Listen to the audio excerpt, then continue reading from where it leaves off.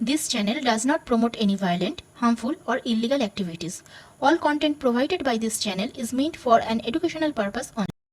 বলছি কালকে ওই একটা নিউজে দেখলাম বিধায়ক চুচুড়ার কোন বিধায়ক একজন কমেন্ট করলেন যে বিএলএদের ভেতরে অবস্থান কেন হয়নি, হ্যাঁ বিএলএ 2 এর অবস্থান কেন হয়নি। কিন্তু এখানে এসে আমি যেটা দেখলাম লাইভের মাধ্যমে লাইভ করছিলাম দেখছিলাম সকাল থেকেই রয়েছি, প্রশাসনের খুব ভালো ভূমিকা আছে, মানে এসআইআর সংক্রান্ত বিষয় নিয়ে ইলেকশন কমিশনার যে ব্যবস্থা করেছে সেটা খুব সুন্দর আছে। তা সত্ত্বেও উনি খবরের শিরোনামে আসার জন্য না কিসের জন্য এটা একটু বিষয়টা কিছু বলবে দাদা?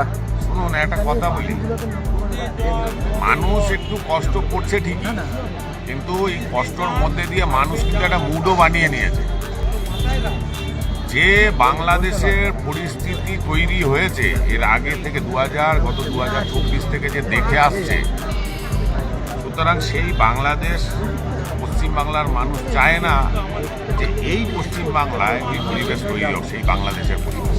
সুতরাং মানুষ মুড বানিয়েই নিয়েছে, একটু কষ্ট করব কিন্তু রোহিঙ্গা মুক্ত বাংলা পশ্চিমবাংলা গঠন, তার জন্য যা করতে হয় করব।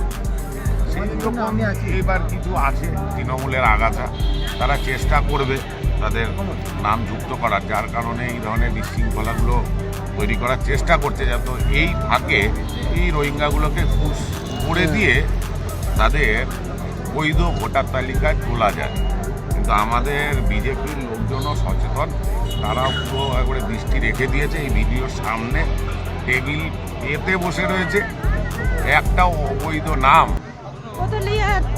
এই ভিডিওর সামনে দাঁড়িয়ে আমাদের বিজেপি কার্যকর্তারা পরিষ্কার বলে দিচ্ছে, একটাও অবৈধ নাম আমরা ঢুকতে দেব না, আর কোনো বৈধ ভোটার আমরা বাদও যেতে দেব।